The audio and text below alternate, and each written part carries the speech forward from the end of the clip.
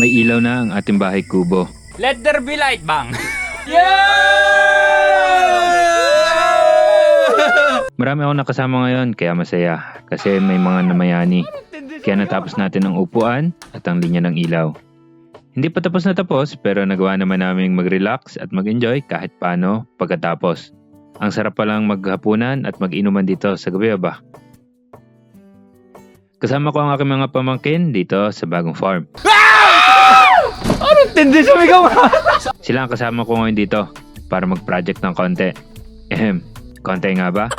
Tingnan natin. Basta, pinangakuan ko sila ng hapunan dito sa farm at barek. Ala, ay sama lahat eh.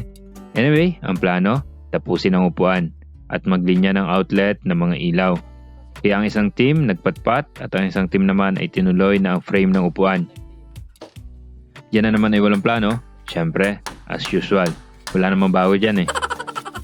Good thing, kasarapan ang angle ng ating nagawa na sandalan. Ay nagmerenda muna at baka mapagod agad masyado ang kabayanin din eh. Ay magsiuwian naman. Tapos itinuloy na namin ang mga 2x2 na pagpapakuan naman ng mga patpat. Nga pala, hapon kami pumunta dito sa farm dahil nga maghahaponan kami dito at nang matesting ang gagawin natin na ilaw. Tingnan nyo naman karami ng trabahador din eh pag naman hindi natapos na maayos ang gawain dito eh. Na matapos ang frame, sinimulan kaagad ang paglalagay ng mga patpat. Ay napakalaki ng pagkakapatpat naman, akala mo ay 2x2 na sa lapad eh kinaman. Pero goods na yan, mauupuan din yan. Kanya-kanya na ng toka, merong magpapatpat ng upuan, merong gagawa na nalagyan ng EcoFlow, at ako naman ang maglilinya ng mga wires para sa mga ilaw at sa outlet. Basic sa akin yan. Pero grabe ang kukulit. Kung alam nyo lang kung gaano kaligalig ang mga rep, pag sila ang magkakasama. Kaya kahit kami isang damakmak, ay kakagayon lang ang nagawa. Kaya naman na. Pero okay lang yan, enjoy lang. Pero, enjoy pa nga ba? Dumidilim na, pero wala pa rin kaming ilaw. Kaya hapit lahat pagpupukpok. Bale, ang nililinya ko ay isang outlet at 2 ilaw. Isa sa may gitna at isa sa may lababo. Basta ako busy, kanya-kanya na ito. At gagawin ko ang alam ko na concept. Di naman ito rocket science. Pero maaaring hindi pasok sa standard. Pero mahalaga ay gumana at hindi masilab ang bahay kubo natin.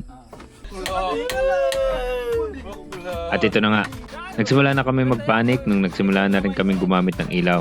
Kanya-kanya na ng madali at halos di na makapag-video at nagmamadali na nga. Pawisan, nagmamadali at nakakahiya rin sa kapitbahay. Dilim na, ilagutok pa ng lagutok ang aming martilyo. Kaya hindi ko rin na nagawa ang switch.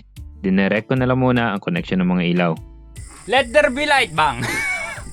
Bang!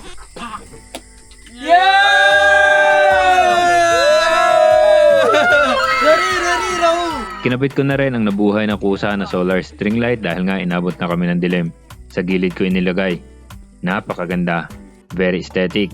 Ang problema, kulang pa ng isa. 2 pa lang kailangan para mabalot ang buong gilid ng kubo. Ang ganda niya. Sulit sa presyo. Bibili pa ako ng isa. Sa mga napapaibig ay nasa comment ang link. First time namin magpagabi dito sa bagong farm. Ang ganda pala. Napakatahimik. Mga kuliglig lang ang maririnig mo sa paligid. Nagsalo-salo lang kami na simpleng hapunan at nag-inuman. Ito ang bigay ko sa ating mamamayani. Kaso sabi sa akin, hindi na daw sila sasama sa sunod pag may gawain. Pagkainan na lang daw ulit. Ay walang problema. Susunod ulit na development sa kubo. Yun lang. Peace.